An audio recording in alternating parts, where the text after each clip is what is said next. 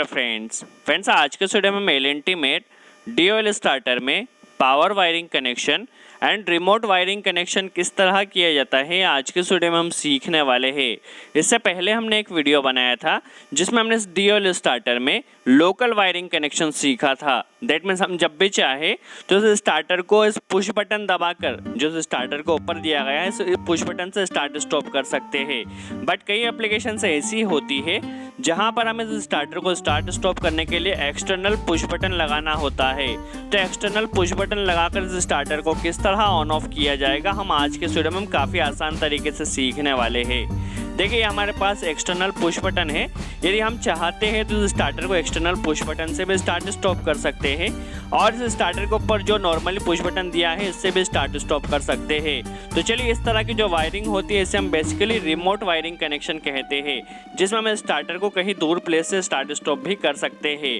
चलिए पहले wiring connection सीखने से पहले हम सीख लेते हैं स्टार्टर में कौन कौन से टर्मिनल्स दिए गए हैं और कौन कौन से कंपोनेंट्स दिए गए हैं। नॉर्मली इसमें हम देखें इस d.o.l स्टार्टर में यदि हम चेक करें तो इसमें एक कॉइल दी गई होती है जो कि 440 वोल्ट पे ऑपरेट होती है।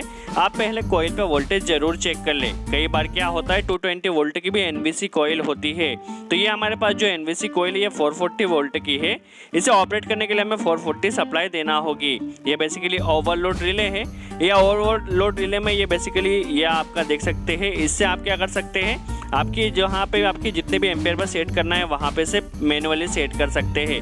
ये एनसी पॉइंट है और पहले उसमें एनो पॉइंट दिया गया है। ये कॉन्टेक्टर है, कॉन्टेक्टर में ये पावर टर्मिनल है और बेसिकली देखा जाए तो ये कंट्रोल टर्मिनल है जो कि एनो टर्मिनल है जिस तरह नॉर्मल कॉन्टेक्टर में होता है।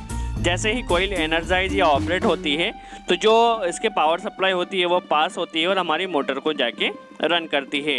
ये ओवरलोड रिले में पावर टर्मिनल है जहाँ पे हमें इनपुट कनेक्ट करना होगा और यहाँ पे कॉन्टेक्टर के थ्रू आउटपुट हमारी मोटर में जाने वाला है। चलिए पहले हम इसका पावर वायरिंग कनेक्शन किस तरह किया जाएगा समझ लेते हैं। उसके बाद इसका रिमोट वायरिंग कनेक्शन किस तरह किया जाएगा काफ़ी आसान तरीके से सीखने वाले हैं। चलिए इसकी पावर वायरिंग कनेक्शन काफ़ी सिंपल होने वाला है। यहाँ पे आप देख सकते हैं ये हमारे पास ओवरलोड रिले में आप देख सकते हैं 3 टर्मिनल ऊपर दिए गए हैं और यहाँ पे जब हमारी कॉइल ऑपरेट होगी तो यहाँ से सप्लाई कनेक्ट होकर यहाँ से निकलेगी। ये एनो टर्मिनल है, ये एनवीसी कॉइल 440 वोल्ट की है और ये हमारी मोटर है जहाँ पे हमारी सप्लाई जाने वाली है। चलिए इसकी पावर वायरिंग कनेक्शन हम यदि समझे तो काफ़ी सिंपल है। हमारी एमसीबी से 3 फेज आने वाले हैं RYB। तो हम पहले यहाँ से RYB 3 पहला फेज हमारा R फेज आया जो कि ओवरलोड रिले के पावर टर्मिनल में आया। यहाँ पे Y फेज आया और यहाँ से हमारा B फेज आया। दैट मीन्स आप देख सकते हैं हमारा ओवरलोड रिले में तीनों फेज आ चुके हैं। जैसे ही हमारा कॉन्टेक्टर ऑपरेट होगा कॉइल एनर्जाइज होगी तो ये कॉन्टेक्टर के जो पावर टर्मिनल्स दिए गए यहाँ से हमारी सप्लाई निकलेगी और मोटर में जाने वाली है। पावर वायरिंग इसकी काफ़ी सिंपल है। चलिए अब हम इसकी रिमोट वायरिंग कनेक्शन सीखते जो कि काफ़ी काफ़ी इंटरेस्टिंग है। आप इसे ध्यान से वॉच कीजिए। चलिए हम यहाँ से इसकी रिमोट वायरिंग कनेक्शन यदि सीखें तो हमें इस पुश बटन से इस स्टार्टर को ऑन ऑफ करना है। तो चलिए पुश बटन के लिए इस वायरिंग किस तरह की जाए जिसमें हम इस पुश बटन से भी स्टार्ट स्टॉप कर सकेंगे और मैनुअली इसे नॉर्मली जो पुश बटन दिया है वहाँ से भी कर सकेंगे। चलिए अब हम सीख लेते हैं किस तरह हमने स्टार्ट स्टॉप पुश बटन की वायरिंग प्रैक्टिकली की है।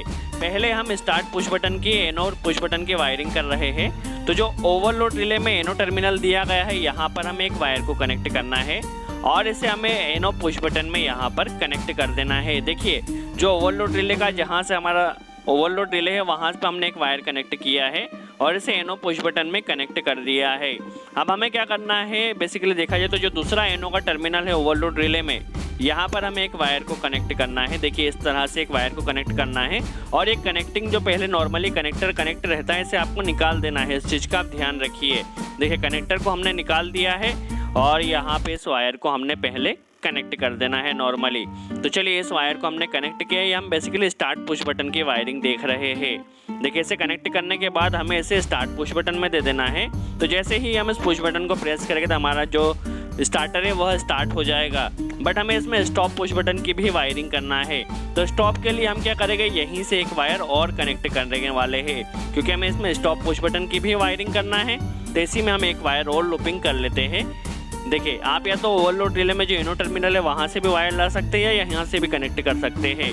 तो हमने यहाँ से इस वायर को कनेक्ट किया है और इसे ले जाकर हमें बेसिकली यहाँ से हमारा कॉन्टेक्टर स्टार्ट होगा और यहाँ पे हमें स्टॉप करना है। तो स्टॉप के लिए जो एनसी का इनपुट वाला पॉइंट है, एनसी का जो ओवरलोड रिले में एनसी का इनपुट वाला पॉइंट है, यहाँ पे एक वायर को हमें कनेक्ट करना है और इसे ले जाकर हमें जो बेसिकली देखा जाए तो एनसी का जो एनसी एलिमेंट है, एनसी पुश बटन है, इसमें इसे कनेक्ट कर देना है। और ये जो लूपिंग हमने यहाँ पे कनेक्ट की थी उसे यहाँ पे कनेक्ट कर देना है।